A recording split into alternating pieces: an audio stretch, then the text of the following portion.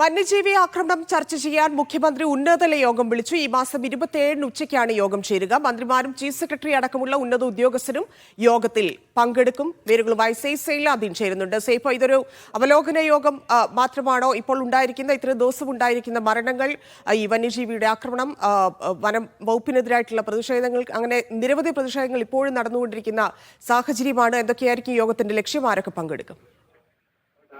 ഇതുവരെ ഉണ്ടായ സംഭവങ്ങളെല്ലാം തന്നെ യോഗത്തിൽ ചർച്ചയ്ക്ക് വരുമെന്നാണ് അറിയാൻ കഴിയുന്നത്. മനുഷ്യ വന്യജീവി അക്രമം ഓരോ ദിവസവും വർദ്ധിച്ചു വരികയാണ്. നിരവധി ജീവനുകൾ നഷ്ടപ്പെടുന്നു. ഈ പശ്ചാത്തലത്തിലാണ് മുഖ്യമന്ത്രി പിണറായി വിജയൻ ഒരു ഉന്നതതല യോഗം വിളിച്ചിരിക്കുന്നത്. ഈ മാസം 27 ഉച്ചയ്ക്ക് 3:30 മുഖ്യമന്ത്രിയുടെ കോൺഫറൻസ് ഹാളിലാണ് യോഗം നടക്കുന്നത്. ഇതുവരെ സ്വീകരിച്ച നടപടികൾ, വന്യജീവി സംഘർഷം ലഘൂകരിക്കാൻ വേണ്ടി ഇതുവരെ സ്വീകരിച്ച നടപടികൾ അടക്കം ചർച്ചയ്ക്ക് വരും എന്നാണ് ലഭിക്കുന്ന വിവരം.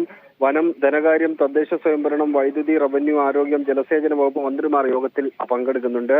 ചീഫ് സെക്രട്ടറി, വനം സെക്രട്ടറി, ധനകാര്യ സെക്രട്ടറി, തദ്ദേശ സ്വയംഭരണ വകുപ്പ് സെക്രട്ടറി, വൈദ്യുതി സെക്രട്ടറി, ആഭ്യന്തര വകുപ്പ് അഡീഷണൽ ചീഫ് സെക്രട്ടറി, ജലസേന വകുപ്പിന് അഡീഷണൽ ചീഫ് സെക്രട്ടറി, റവന്യൂ വകുപ്പ് സെക്രട്ടറിമാർ അടക്കമുള്ളവരും സംസ്ഥാന പോലീസ് മേധാവിയും ദുരന്ത നിവാരണ അതോറിറ്റി മെമ്പർ സെക്രട്ടറിയും യോഗത്തിൽ പങ്കെടുക്കുന്നുണ്ട്. അങ്ങനെ മന്ത്രിമാരുടെ ഉദ്യോഗസ്ഥരുടെയും വിപുലമായ ഒരു യോഗമാണ് മുഖ്യമന്ത്രി 27 വിളിച്ചിരിക്കുന്നത് തന്നെയാണ്. ശരി, സൈഫ്.